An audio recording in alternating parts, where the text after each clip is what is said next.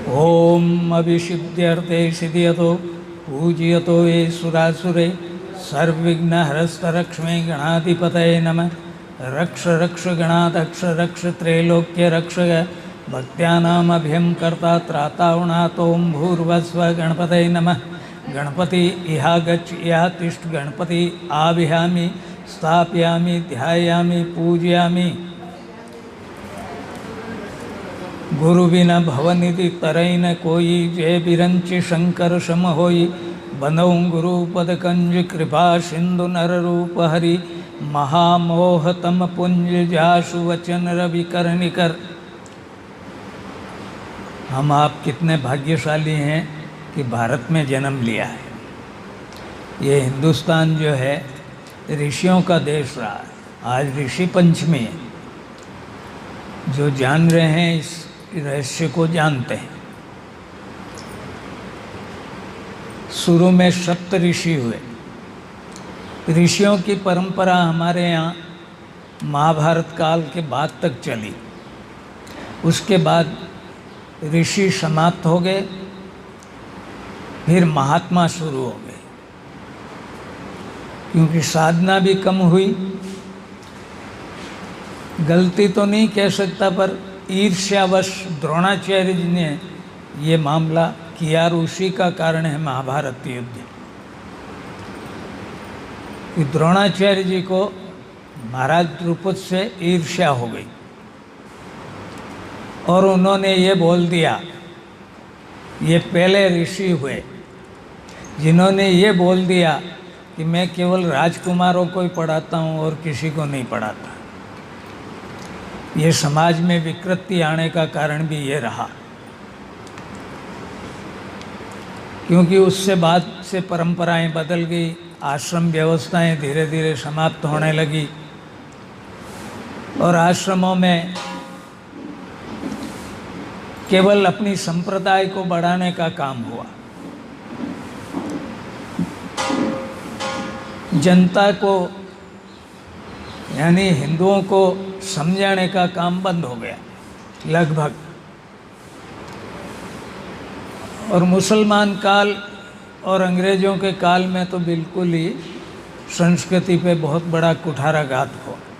तो ऋषि क्या महात्मा भी फिर वो साधुर बाबार बाबाजीर बापजीर ये शब्द आ गए। केवल बापजी कहने से तो बापजी होता नहीं है। हमारे यहाँ गुरु ही परमात्मा दिखता नहीं है। परमात्मा और आत्मा में जैसे अंतर नहीं है, ठीक वैसे ही गुरु और शिष्य में कोई अंतर नहीं है। वो उसके अंदर ही समाया हुआ है। परमात्मा आत्मा में है, आत्मा परमात्मा में है। तो गुरु शिष्य का जो नाता है वो हमारे यहाँ ब्रह्मा के बाद से ही शुरू हो गया और आज दिन तक चलता आ रहा है। अभी ये माता राम बोले कि गुरु बना लो, आज नहीं बनाया जाता है। गुरु बनाने का भी समय है। गुरु पूर्णिमा जो है ये गुरु बनाने के लिए है। और केवल गुरु ही नहीं बनाना चाहिए, बना के बोले नुगरा हो से सुगरा हो जावे ऐसा भी कुछ नहीं है। सुगरा तो जब होगा जब उसकी श्रद्धा होगी। श्रद्धा का नाम ही शिष्य है। शिष्य में अगर श्रद्धा नहीं है तो उसके लिए गुरु कोई मायना नहीं रखता है, न गुरु का लाभ मिलता है। श्रद्धा इतनी होनी चाहिए गुरु में कि तन मन, धन तो तीसरे नंबर पे। धन कोई गुरु के काम की चीज़ नहीं है, वो तो आश्रम के काम की चीज़ है। तन और मन, तन से मतलब ये सेवा करना। आपने देखा होगा सरदारों में, पंजाबियों में, गुरुद्वारों में अच्छे अच्छे अफसर झाड़ू निकालते हैं। और आप नज़र दौड़ा के देखेंगे, अभी तो थोड़ा नशा शुरू हुआ, नशा उनको बर्बाद कर रहा है, वरना उनका शरीर अच्छा, बुद्धि अच्छी, गुरु में समर्पण, वो तो परमात्मा को कम मानते हैं, गुरु को अधिक मानते हैं। वास्तव में गुरु अधिक ही है।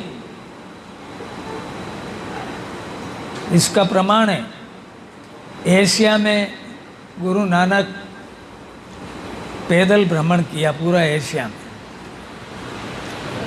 और जब मक्का में पहुँचे उन्होंने मक्का की तरफ पाँव कर दिए और सो गए रात्रि में। उधर से कोई काजी आया, उसने उसके पाँव पकड़े। मैं देखा कौन है, मक्का की तरफ पाँव करके सो रहा है। उसने पाँव पकड़ के उल्टी दिशा में जैसे ही किया तो मक्का उधर चला गया।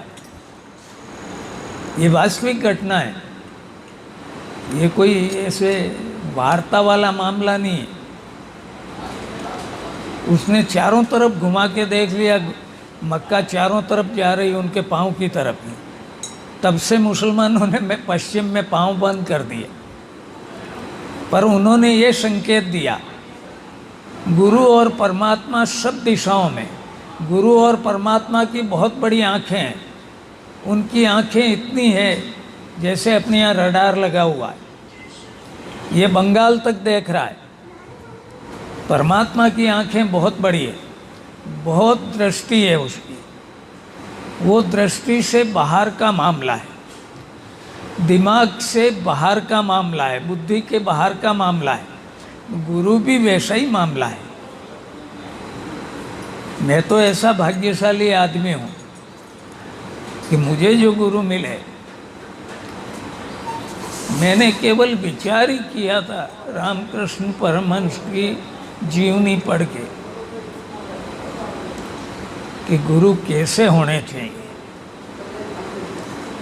और वो एक दिमाग में, हृदय में बैठ गई बात कि गुरु परमहंस ही बनाए। समय तो लगा, उस मामले में लगे 42 वर्ष, पर मिल गए। क्यों? कि अंदर से, हृदय से हम उसको पुकारें। द्रौपदी का चीरहरण होने लगा, उसने सबसे पहले धृतराष्ट्र की तरफ देखा, हालांकि उसकी आंखें नहीं थी, अंदर की भी आंखें नहीं थी। बाकी सूरदास जितने, उनकी अंदर की आंखें बहुत गजब की होती है, इसलिए अपने यहाँ सूर तुलसी शशि, सूरदास जी को सूर्य की उपाधि दी, क्योंकि उनने भगवान कृष्ण का जो विवरण लिखा, आंखें वाले भी ऐसा नहीं लिख सकते।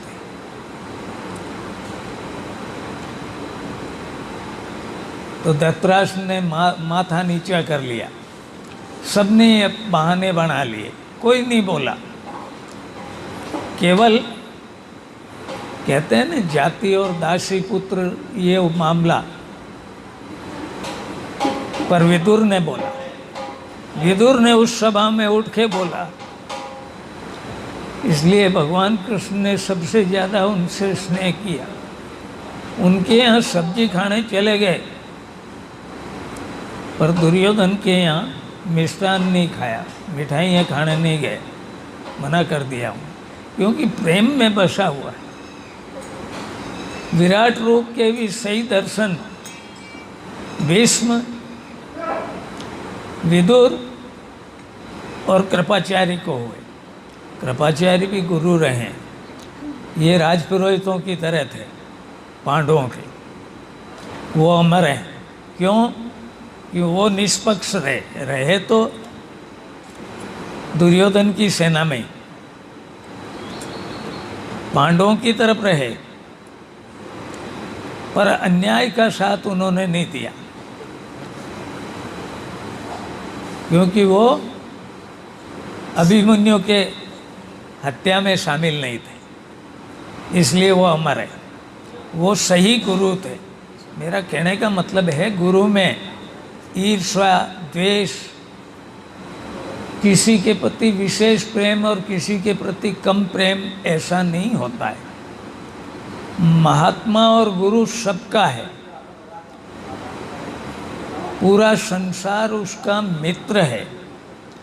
साधु भी वही है जो संसार को अपना स्वयं का समझता है, संतान को छोड़ के साधु बनता है।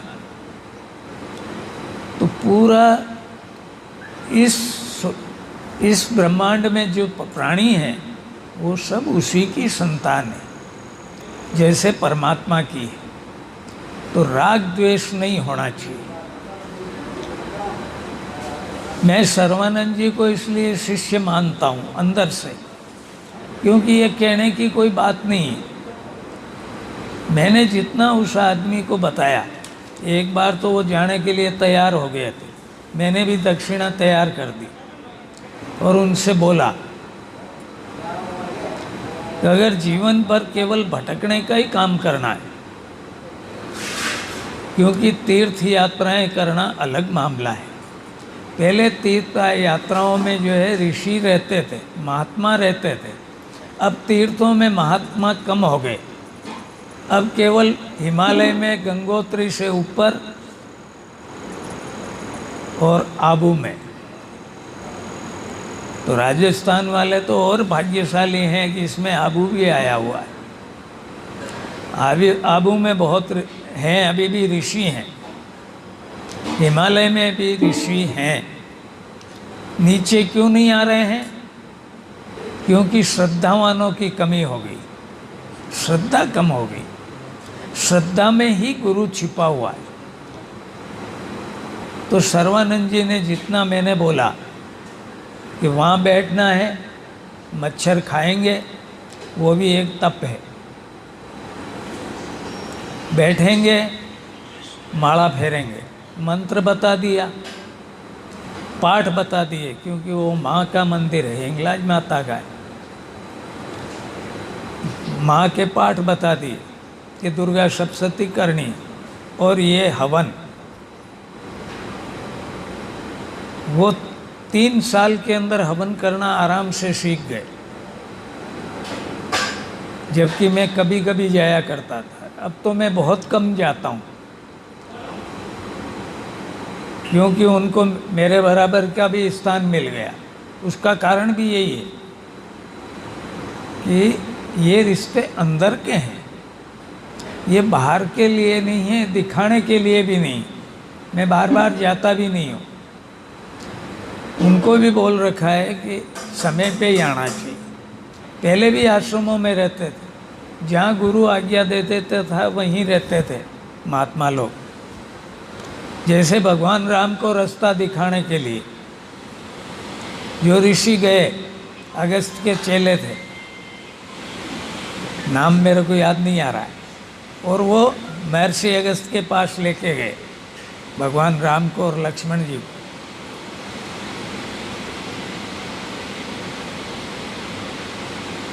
तो क्योंकि उनको बोल रखा था कि वहीं रहना है, कोई विशेष पुरुष आए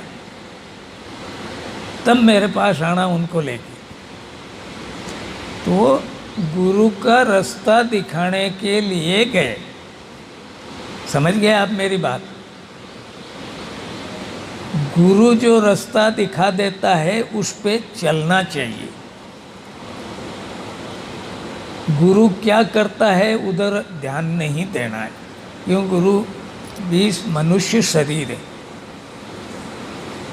मनुष्य का स्वभाव है, मनुष्य के अंदर मन है, इसलिए उसके कर्म में कहीं त्रुटि हो सकती है।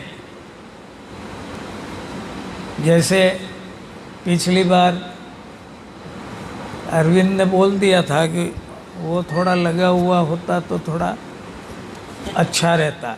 मैं भी आज कपड़े पहन के आ गया। तो क्या है, पर ये प्रकट करने का प्रेम नहीं है। इसलिए गोस्वामी जी ने लिखा कि हरि व्यापक सर्वत्र समाना और प्रेम ते प्रकट होई में जाना। वो प्रेम से प्रकट होता।